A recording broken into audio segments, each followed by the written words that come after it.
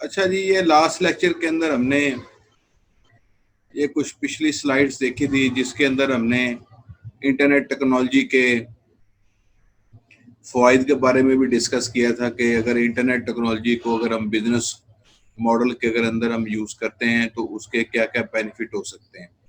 इस स्लाइड के अंदर ये चीज़ें डिस्कस की गई थी लास्ट क्लास के अंदर। फिर हमने बिजनेस मॉडल डिस्कस किया था कि बिजनेस मॉडल क्या होता है, जिसके अंदर एक कोई भी इंटरप्राइज है, कोई भी बिजनेसमैन है, कोई भी एजेंसी है, वो कैसे जो है वो अपनी सर्विसेज और अपनी प्रोडक्ट्स को जो है वो सेल आउट करती है और कैसे जो है वो अपनी इनकम जनरेट करती है। ऐसे जो तरीकाकार होते हैं इसको हम बिजनेस मॉडल कहते हैं इसके अंदर।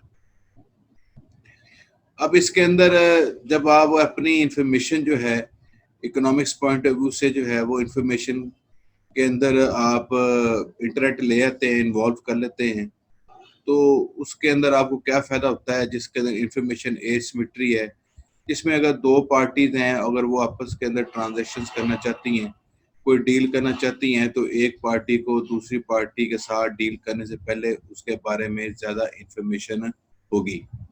तो ये आपके पास इंफॉर्मेशन एसिमेट्री के अंदर रिचनेस आ जाती है कि आप जिस पार्टी के साथ कोई वो पार्टी भला सप्लायर है, वो भला कस्टमर है, अगर आप उसके साथ कोई बिजनेस की डील करना चाहते हैं, कोई उसके साथ ट्रांजैक्शंस करना चाहते हैं, तो आपको उसके बारे में बहुत ज़्यादा इंफॉर्मेशन जो है वो इंटरनेट के थ्रू आपको मिल सकती है, बहुत ज़्यादा चांसेस हैं।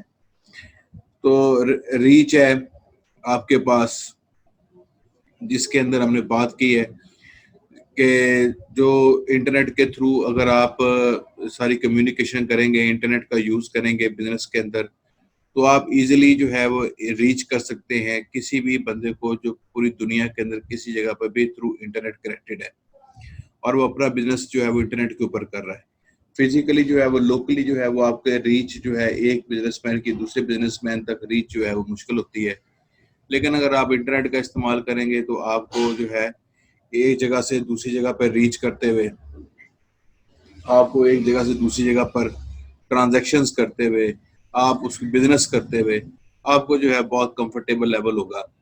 तो ये इंफॉर्मेशन के पॉइंट ऑफ व्यू से हैं इसके अंदर चीज़ें।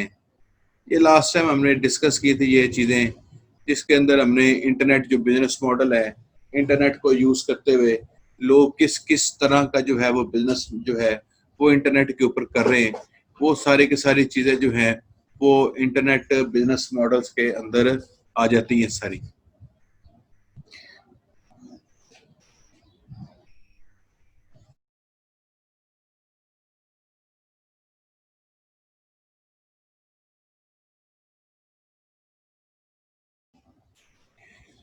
इसके अंदर हमारे पास वर्चुअल स्टोर्स हैं, फ्रंट है, जिसमें आपको पता है कि बहुत ज़्यादा वर्चुअल स्टोर्स होते हैं, अमेज़न है, wine.com है, मुख्तलिफ जो चीज़ें हैं वो आपके पास अवेलेबल हैं इंटरनेट के ऊपर।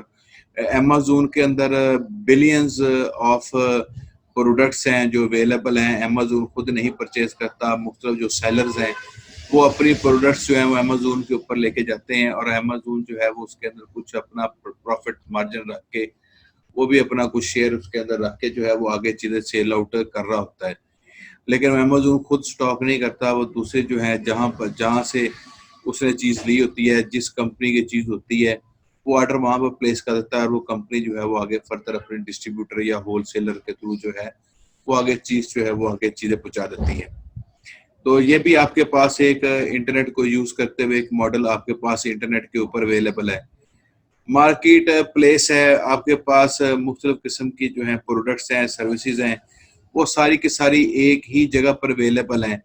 सारे लोग जो हैं वो एक ही जगह पे आते हैं। जिस तरह अमेज़न है, अमेज़न जो है सिर्फ प्रोडक्ट्स को सेल करता है, अमेज़न सर्विसेज के ऊपर नहीं आता।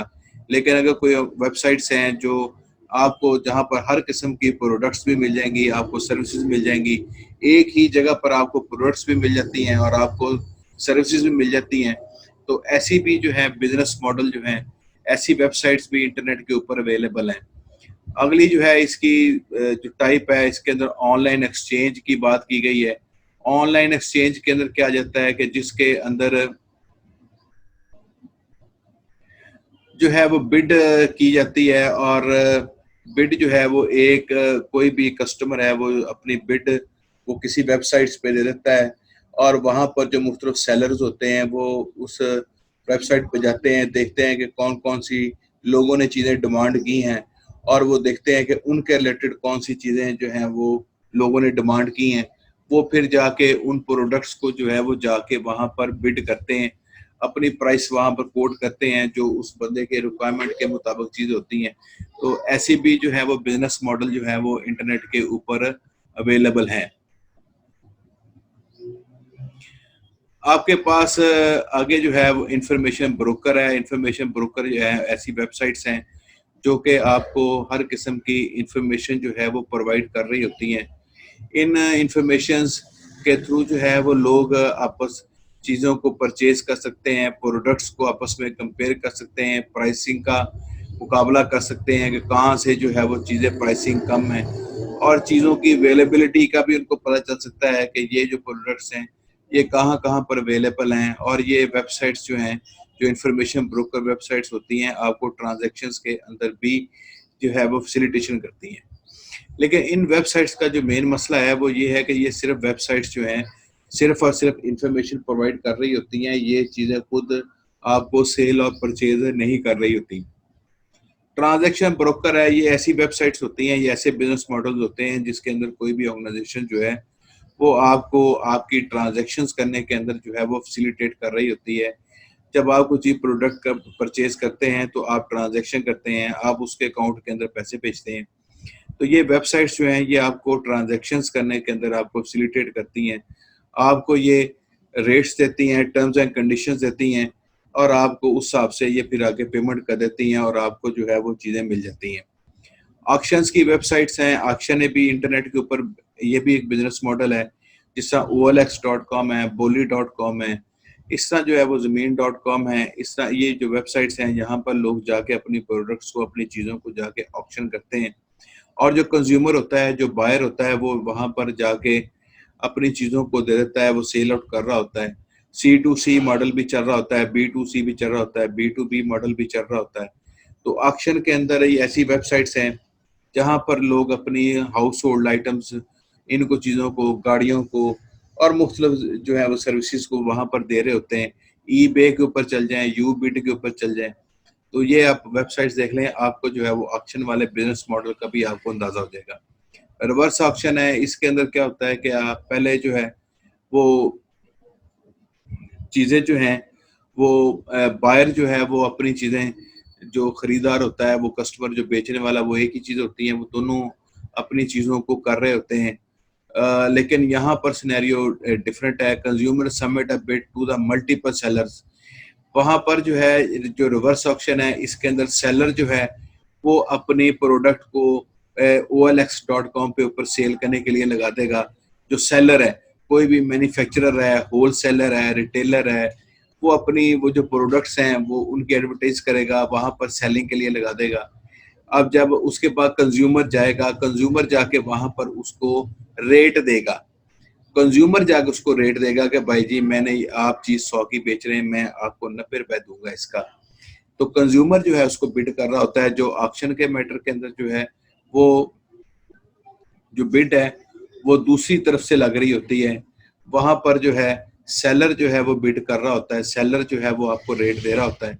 लेकिन यहाँ पर रिवर्स ऑप्शन के अंदर जो कंज्यूमर है ये बिड कर रहा होता है, ये आपको रेट लगा रहा होता है। एग्रीगेटर है, एग्रीगेटर क्या होता है कि जहाँ पर एग्रीगेट कहते हैं कि मुख्तलिफ चीज़ों को इकट्ठा करना, इसको कहते हैं हम एग्रीगेट। तो ये group of peoples who want to purchase a particular product sign up and then seek a volume discount from the vendor. तो इसके अंदर एग्रीगेटर के अंदर जो है एक से ज़्यादा लोग जो हैं वो इकट्ठे मिलके जो हैं वो एक चीज़ें परचेज करने चल पड़ते हैं, और फिर एक वेंडर से, जो सप्लायर है, उससे जो है वो जाके वो डील करते हैं, और फिर जाके उससे जो है वो डिस्काउंट लेते हैं।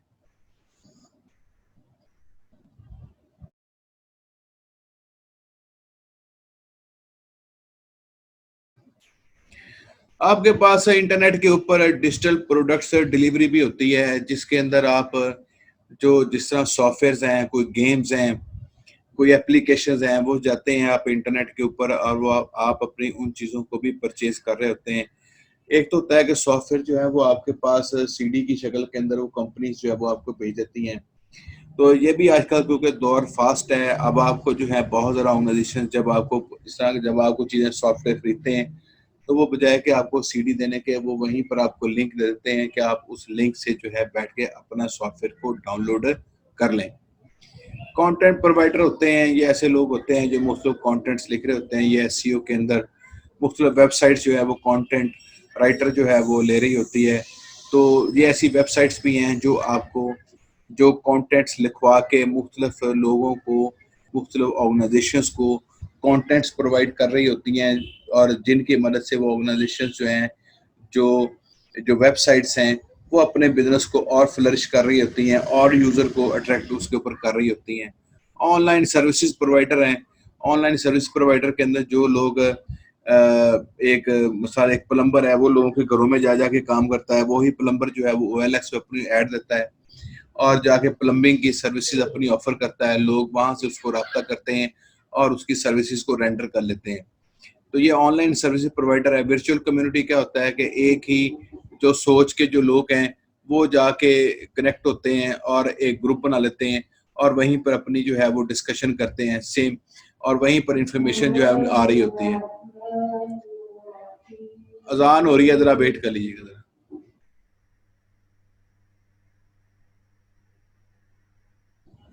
अजान का टाइम तो नहीं हुआ, ये मॉल भी खड़ा हो गया।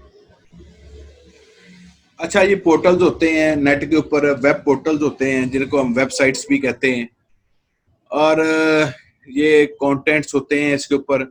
आपको पता है मुख्तलिफ पोर्टल्स की मुख्तलिफ वेबसाइट्स बनी होती हैं जहाँ पर अपनी जाके अपने प्रोडक्ट्स को आप डिस्प्ले कर रहे होते हैं। याहू है, यह भी एक आपके पास पोर्टल है। आप उसकी याहू की वेबसाइट, आप याहू के साथ डील करेंगे, वो आपको बताएगा कि ये मेरी वेबसाइट है, इसके ऊपर इतने लाख यूज़र, इतने करोड़ यूज़र डेली आता है।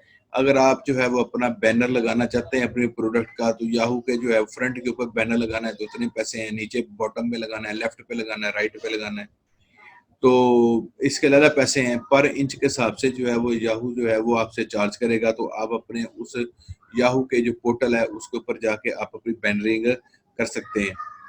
तो ये भी आपके पास पोर्टल्स, ये भी सर्विसेज जो हैं वो आपके पास अवेलेबल है इंटरनेट के ऊपर। आप ऐसे भी जाके पोर्टल भी बना सकते हैं अपनी प्रोडक्ट्स का।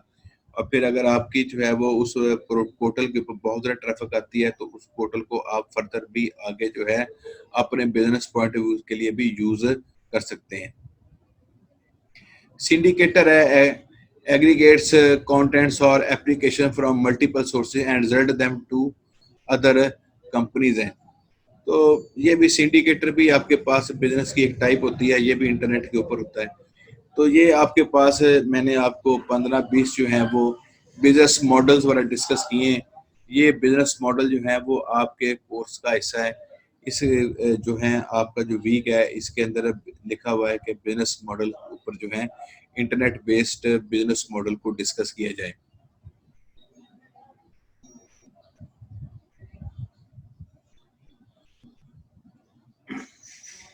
आगे इसके अंदर जब चीज आती है, ये भी मैं आपको डिस्कस करते जाते हैं इसके अंदर, कि इसके अंदर अगर कोई बंदा जो है वो इंटरनेट बेस्ड मॉडल जो है वो अपनाता है, इंटरनेट को यूज करता है अपने बिजनेस के लिए, तो सबसे पहला जो उसको फायदा होगा वो डायनामिक प्राइसिंग है। कि जो है इंटरनेट के ऊपर आपको क्योंकि बहुत ज़्यादा चीज़ें बदल रही होती हैं, रैपिडली स्पीडली बदल रही होती हैं, तो आपको जो है वो बहुत ज़्यादा अच्छी प्राइसिंग मिल सकती है।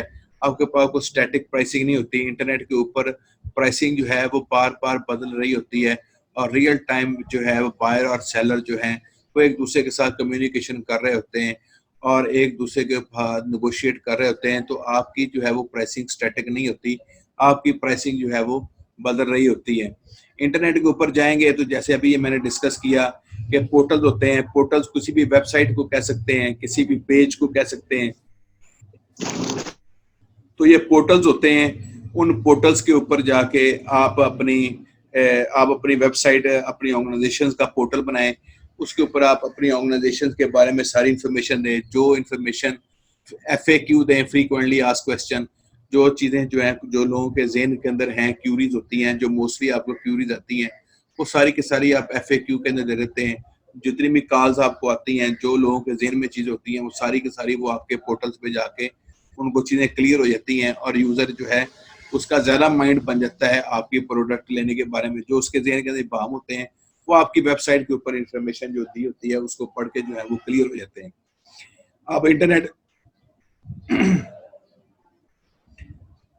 अब आप इंटरनेट के ऊपर यूज़ करते हैं, तो आपके पास आप बैनर एड्स वगैरह लगा सकते हैं। जैसे भी मैंने आपको कहा था कि याहू आपको देता है, मुख्तलिफ जो है वो सर्च इंजन जो हैं वो आपको जो है बैनरिंग की ऑफ़र करते हैं। तो आप अपने ऑर्गेनाइजेशंस के जो हैं एडवर्टाइजमेंट्स हैं in the shape of banners, आप उन वेबसाइट्स के ऊपर लगा सकते हैं जहाँ पर करोड़ों यूज़र जो हैं, विजिटर हैं, उस वेबसाइट के ऊपर आ रहे होते हैं।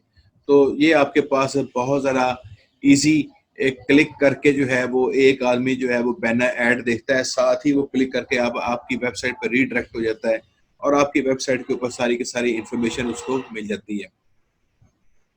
ये मैंने अभी आपको बताया था कि सिंडिकेटर जो है बिजनेस एग्रीगेटिंग कंटेंट और application from multiple sources, packing them for distribution and reselling them to the third party website जो है। मुख्तलिफ किस्म के जो हैं ये ऐसे लोग होते हैं जो मुख्तलिफ चीज़ें जो हैं वो मुख्तलिफ जगह से इकट्ठी करते हैं, उनको संबल करते हैं, डिस्ट्रीब्यूट कर देते हैं, और मुख्तलिफ जो है वो फिर अपनी वेबसाइट्स बनाते हैं, और उन वेबसाइट्स पर रख के जो है वो उन चीज़ों को जो है मज़ीद सस्ते दाम या उनको मज़ीद अच्छा बना के जो है वो उन्हीं चीज़ों को सेल कर रहे होते हैं।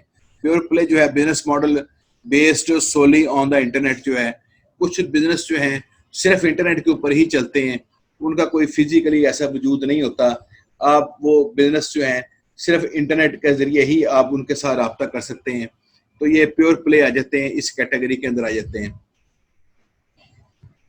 फिर आपके पास जो है क्लिक एंड मोर्टर है business model, where the website is an extension of the traditional bricks and mortar business जो है। तो ये आपके पास मुख्तलिफ किस्म की आपके पास इंटरनेट बेस्ड जो है वो बिजनेस मॉडल हैं। ये भी ये अगर आप इंटरनेट बेस्ड बिजनेस मॉडल्स को आप यूज़ करेंगे तो आपको डायनेमिक प्राइसिंग मिलेगी, आप पोर्टल्स वगैरह बना सकते हैं, आप बैनर्स वगैरह लगा सकते हैं, आप एडवर्टीजमेंट कर सकते हैं, आप सिंडिकेटर कर सकते हैं। तो ये सारी की सारी चीज़ें जो हैं वो एडवांटेजेस के अंदर आ जाती हैं।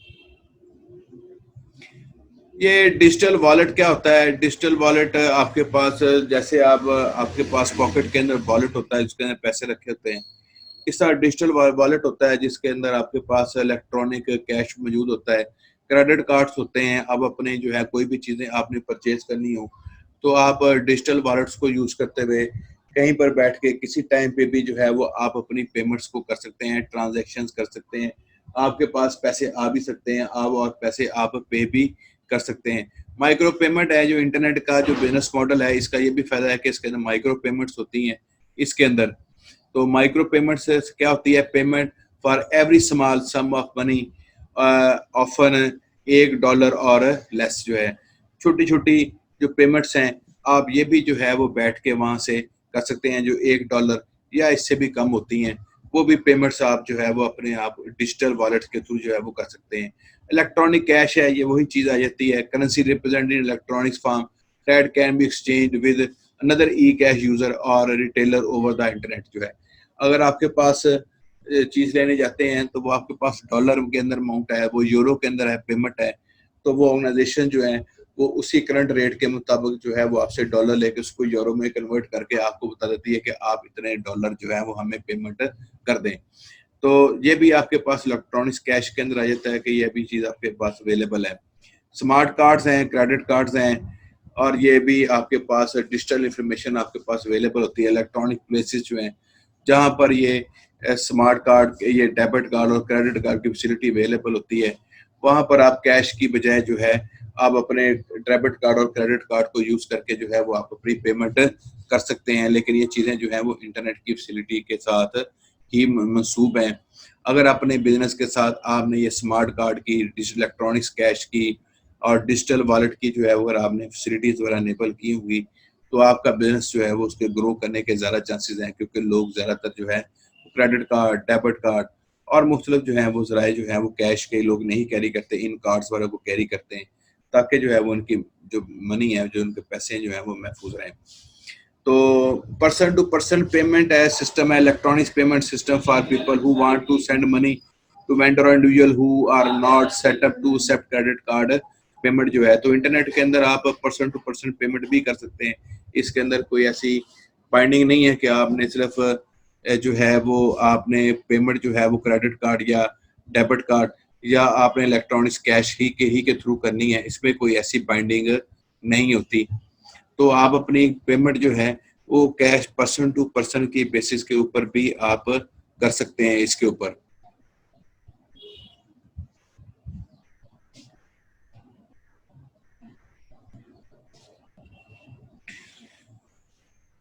ये अगली स्लाइड है, इसके अंदर हम बात कर रहे हैं कस्टमर सेंटर्ड रिटेलिंग जो है। इसके अंदर के कस्टमर जो है सेंटर्ड है, इसके अंदर आप बहुत ज़्यादा बीच में जो चैनल्स हैं वो आपको मैनेज करते हैं। कस्टमर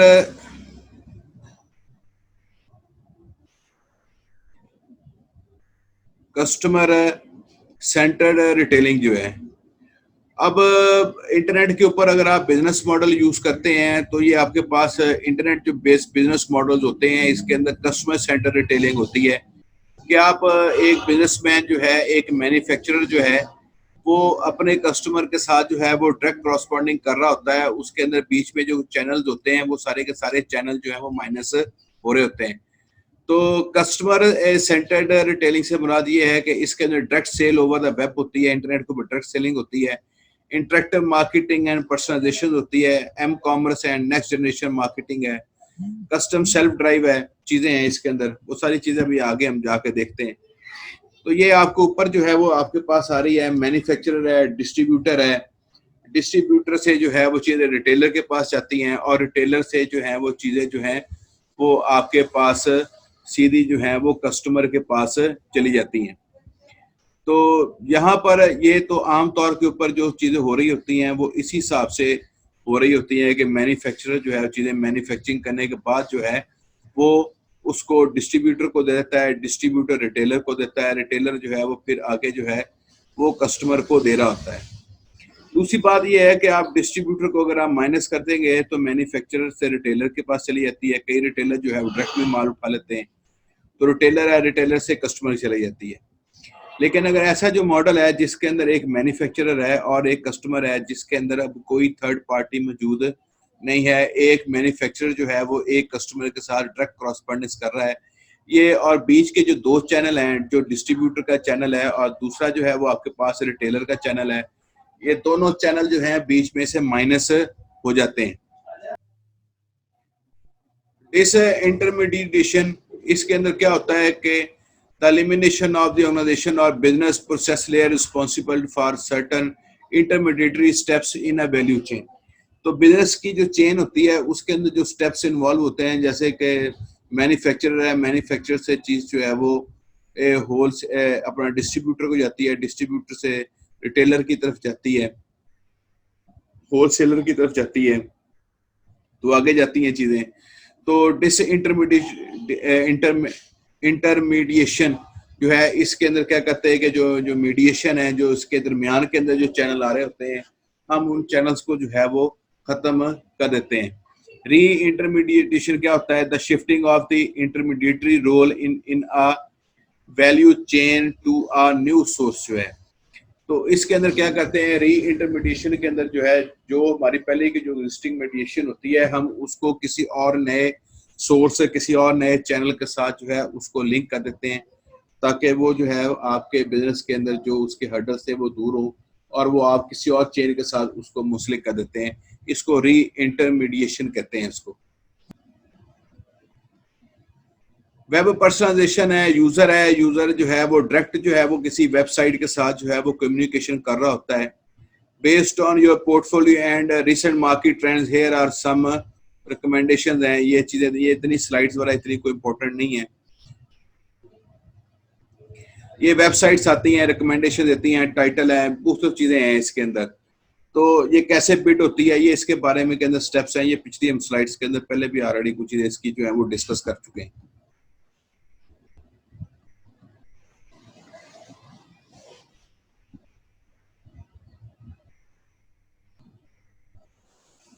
ये बिजनेस टू बी मॉडल है, इलेक्ट्रॉनिक्स कॉमर्स है, जिसके अंदर जो सेलर है और बायर है, ये दोनों क्या होते हैं, आपके पास बिजनेसमैन ही होते हैं। इसके अंदर सेलर और बायर है। Type of online market place पे where multiple buyers can purchase from multiple sellers using bid ask system जो है, मुख्तलिफ जो है वो आपके पास बिडिंग सिस्टम्स नेट के ऊपर, वेबसाइट्स के ऊपर अवेलेबल हैं। इसके अंदर सेलर बैठा होता है और बायर बैठा होता है, और बिजनेस टू मैन, इसके अंदर दोनों कैटेगरी के अंदर जो है दोनों साइडों पे जो है वो बिजनेसमैन ही बैठे हुए हैं। तो बायर और सेलर जो है वो कैटलॉग सोर्सिंग, ऑटोमेटेड परचेजिंग है, इसके अंदर प्रोसेसिंग एंड फुलफिलमेंट है, ये सारी की सारी चीजें जो हैं वो बिजनेस के इसी के अंदर जुमरे के अंदर सारी आ जाती हैं। तो ये बिजनेस टू बिजनेस जो है वो चीजें इसके अंदर अवेलेबल हैं।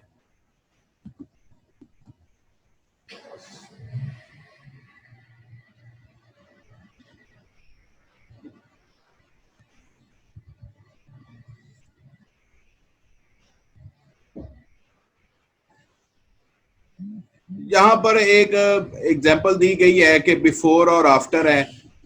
अगर कोई कंपनी जो है, अगर एक कोई ट्रांजैक्शन करती है उसे, और उसके यानी उसमें इंटरनेट की टेक्नोलॉजी लेके आने से बाद और इंटरनेट की टेक्नोलॉजी लेके आने से पहले उसके अंदर क्या चीज होती है, ये चीजें जो हैं वो इसके अंदर एक्सप्लेन की गई हैं। फोन और फैक्स है, मिल है, अरेंज कैरियर है, वो नेगोशिएट प्राइस करता है, स्केजुअल जो है शिपमेंट होती है, उसके बाद फिल आउट बिल और लोडिंग होती है, फिर बिल कस्टमर को भेजा जाता है, जब बिल कस्टमर से पैसे वसूल हो जाते हैं तो उसके बाद जो है वो शिपमेंट चीजें कर दी जाती हैं। तो ये अगर इंटरनेट का टेक्नोलॉजी का इस्तेमाल ना हो तो ये इतने स्टेप्स वगैरह सारे इसके अंदर इन्वॉल्व होते हैं। अगर अगर आफ्टर में रिकवर्ड पेपर सप्लायर है, ये अगर आप सीधा सीधा वो आपको चीजें मिलती हैं और सीधे सीधे जो है वो पेपर मिल के पास जाती हैं, और सीधा पेपर मिल जो है उसको जो है वो चीजों को आपके कस्टमर तक जो है वो पहुंचा देती है ऐसे। तो ये बिफोर और आफ्टर का जो है सिनेरियो इसके अंदर एक्सप्लेन किया गया है इसके अंदर, कि अगर जो है वो अगर इंटरनेट का नहीं इस्तेमाल होता तो आम ट्रेडिशनल वे से जो है इस तरह चीजें सेलिंग होंगी, और आप इंटरनेट का इस्तेमाल करते हैं तो इस तरह चीजें जो है वो आप इसके अंदर सेलिंग होंगी इसके अंदर। ये एक मार्शल इंडस्ट्रीज की एग्जांपल दी गई है।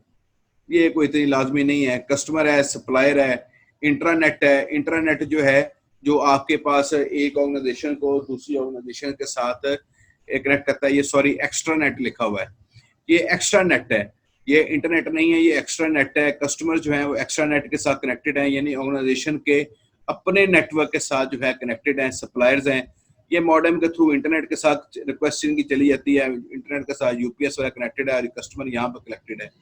तो ये एक डिस्ट्रीब्यूशन सिस्टम है। एक अगर ऑर्गेनाइजेशन है उसने अपना डिस्ट्रीब्यूशन सिस्टम बनाया हुआ है तो उनकी बाइंग एंड सेलिंग जो है वो इसी सिस्टम के तहत हो सकती है। ये इतनी एग्जांपल जो है वो इतनी मैंडेटरी नहीं है आपके एग्जाम के पॉइंट ऑफ व्यू से। ये इलेक्ट्रॉनिक पेमेंट सिस्टम की कुछ एग्जांपल वगैरह दी हुई हैं। ये आपको पता है, आप क्रेडिट कार्ड के थ्रू भी पेमेंट कर सकते हैं, इलेक्ट्रॉनिक्स कैश भी पे कर सकते हैं। जैसे अब इजी पैसा, ये सारा इलेक्ट्रॉनिक्स कैश है। Person to person payment system भी जो है वो आपके पास इंटरनेट के ऊपर अवेलेबल है कि आप ये चीज़ें कर सकते हैं। ये सारी चीज़ें अभी आपको person to person payment system, PayPal है, बिल पॉइंट है, याहू पे डायरेक्ट है, ये मुख्तलिफ किस्म की जो है वो आपके पास कमर्शियल इसकी एग्जाम्पल्स भी यहाँ पर इस स्लाइड्स के ऊपर दी हुई हैं। तो ये इंटरनेट अगर आप इलेक्ट्रॉनिक्स पेमेंट सिस्टम यूज करेंगे, ई कॉमर्स यूज करेंगे, तो उसके अंदर आप इस तरीके से 3 तरीकों से जो है वो पेमेंट भी कर सकते हैं।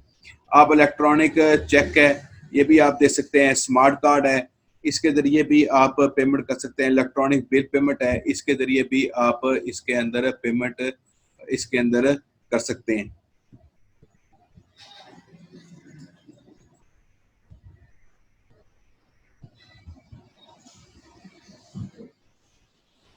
ये इलेक्ट्रॉनिक्स कॉमर्स इंफॉर्मेशन फ्लो के बारे में है स्लाइड। ये भी आप देख लीजिएगा, इसके अंदर ये आपके जो है कोर्सेज हैं, इसके अंदर इतनी कोई इसका नहीं दिया हुआ। ये इंट्रानेट जो है एक ऑर्गेनाइजेशन के अंदर जो नेट चलता है, इंटरनेट जो चलता है, जो एक ऑर्गेनाइजेशन के जो मुख्तलिफ डिपार्टमेंट्स हैं इनको कनेक्ट करता है, इसको हम इंट्रानेट कहते हैं। तो ऑर्गेनाइजेशन बेनिफिट्स ऑफ इंटरनेट है, अगर एक ऑर्गेनाइजेशन के मुख्तलिफ डिपार्टमेंट्स हैं वो आपस के अंदर कनेक्टेड हैं तो उसका क्या फ़ायदा होगा, इस स्लाइड्स के अंदर ये सारी की सारी चीज़ें जो हैं वो डिस्कस की गई हैं। अच्छा जी, इंटरनेट के बारे में बात हो रही थी, तो जो पिछली स्लाइड है इनके ऊपर इंटरनेट के जो है वो फायदे दिए गए हैं। इस स्लाइड के अंदर जो है वो आपके पास कॉर्पोरेट इंटरनेट है, जो एक, जैसे कि मैंने पिछली स्लाइड के अंदर आपको बताया था कि एक ऑर्गेनाइजेशन के जो मल्टीपल डिपार्टमेंट्स होते हैं वो थ्रू जो है वो इंटरनेट जो है आपके पास कनेक्टेड होते हैं। तो ये आप देख सकते हैं कि फाइनेंस एंड अकाउंटिंग का जो डिपार्टमेंट है ये भी इंटरनेट के थ्रू कनेक्टेड है। एक ऑर्गेनाइजेशन के अंदर एक और डिपार्टमेंट है, एचआर का डिपार्टमेंट है, ये एक अलग बिल्डिंग, ये एक अलग साइट के ऊपर बैठा हुआ है। सेल्स एंड मार्केटिंग के लोग हैं, ये एक अपना सॉफ्टवेयर जो है ये अपनी चीज़ें चला रहे हैं, ये भी कनेक्टेड हैं। और मैन्युफैक्चरिंग एंड प्रोडक्शन है, ये सारे के सारे ये चार इंडिपेंडेंट आपके पास डिपार्टमेंट्स आपको नज़र आ रहे हैं।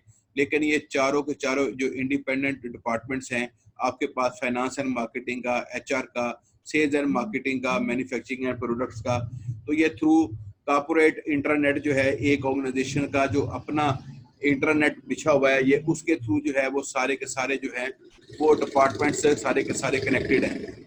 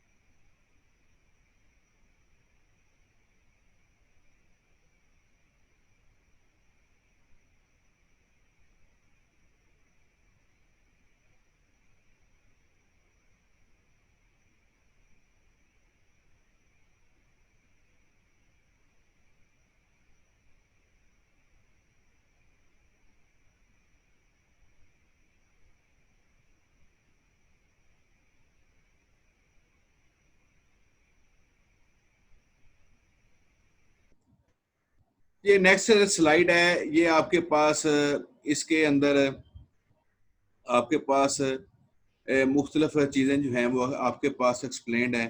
Internet and supply chain management के बारे में ये अपनी स्लाइड है।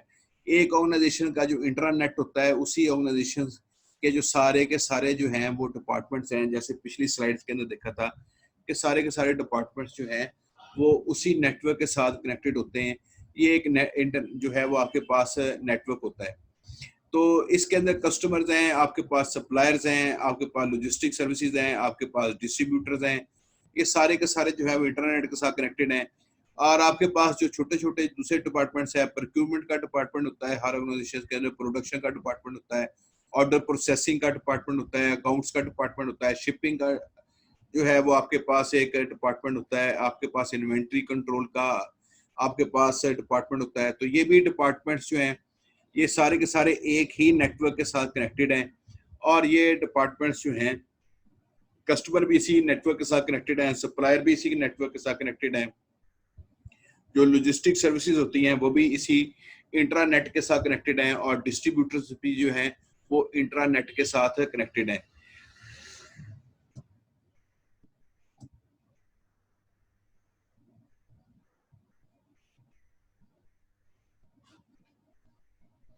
ये आपके पास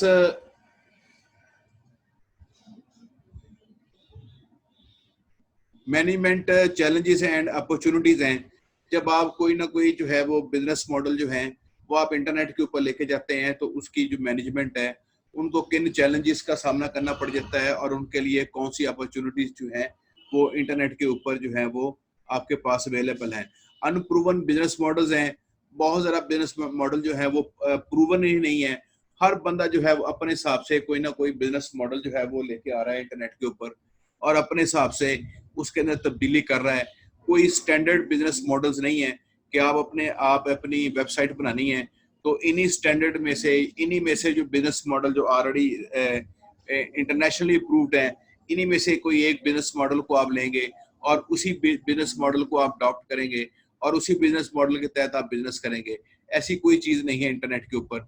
आपके पास जितने भी बिजनेस मॉडल हैं वो सारे अनप्रूव्ड बिजनेस मॉडल्स हैं। किसी भी बिजनेस मॉडल को आप ले सकते हैं, उनमें से जिस हिसाब से आप चेंजिंग करना चाहते हैं, आप उस बिजनेस मॉडल के अंदर चेंजिंग करके आप अपनी जो है वो अपनी वेबसाइट जो है, अपना पोर्टल वगैरह चला सकते हैं। बिजनेस प्रोसेसेस, चेंजेस, रिक्वायरमेंट्स हैं। इसके अंदर जैसे जैसे बिजनेस की जो प्रोसेसिंग, उसकी जो रिक्वायरमेंट्स होती हैं, उस हिसाब से भी जो है वो आपको इसके अंदर बिजनेस, आपको इंटरनेट की रिक्वायरमेंट भी उस हिसाब से चाहिए होती हैं। और इंटरनेट को भी उस हिसाब से बिजनेस की रिक्वायरमेंट के मुताबिक जो है उसको भी मीट करना चाहिए। ये भी आपके पास ही एक चैलेंजेस आते हैं। और चैनल कन्फ्लिक्ट्स हैं, मुख्तलिफ लोगों के मुख्तलिफ कन्फ्लिक्ट्स होते हैं। इसके अंदर मुख्तलिफ बिजनेसेस हैं कि इंटरनेट के ऊपर कोई इतना कंट्रोल नहीं होता, इंटरनेट का कोई ऑनर नहीं होता, कि किसी एक ऑर्गेनाइजेशन जो है वो कोई एक कंट्री, कोई एक शहर, कोई एक ऑर्गेनाइजेशन, कोई भी इंटरनेट का मालिक नहीं है। इसके अंदर बहुत ज़्यादा लोगों के कन्फ्लिक्ट्स जो है वो जनरेट होते हैं इलेक्ट्रॉनिक्स के अंदर। तो उन कन्फ्लिक्ट्स के लिए जो है वो आपके पास फिर आगे लीगल रेमेडीज और फिर वो बहुत ज़्यादा इश्यूज जो है वो आ जाते हैं। लीगल इश्यूज आ जाते हैं, कहाँ पर आप जाके रेमेडी लेंगे, कैसे रेमेडी लेंगे, आपको उस मुल्क के अंदर जाके लॉयर्स वगैरह हायर करने पड़ जाते हैं। और फिर उस मुल्क के जो अपने लॉज हैं, जिनके तहत वो ऑर्गेनाइजेशन जो है वो गवर्न कर रही होती है, आपके मुल्क के लॉज और होते हैं जहाँ पर जो है वो चीज़ें सप्लाई हो रही होती हैं।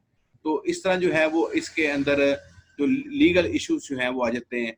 सिक्योरिटी और प्राइवेसी के जो है बहुत ज़्यादा इश्यूज होते हैं इंटरनेट के ऊपर, कि आप जो है वो ट्रांजेक्शन्स करते हैं, वो ट्रांजेक्शन जो है वो कहीं पर आपका जो डाटा आपने ट्रांजेक्शन करते हुए अपना फिलअप किया, वो आपने डाटा प्रोवाइड किया, वो आपका डाटा लीक आउट हो गया, या आपके सिस्टम की इंफॉर्मेशन लीक आउट हो गई, आपकी प्राइवेसी लीक आउट हो गई, तो ये आपके लिए जो है वो फिर आपके बिजनेस के लिए हार्मफुल हो सकते हैं। आपका क्रेडिट कार्ड, डेबिट कार्ड के अंदर जितने पैसे पड़े हुए हैं वो सारे के सारे फारग हो सकते हैं।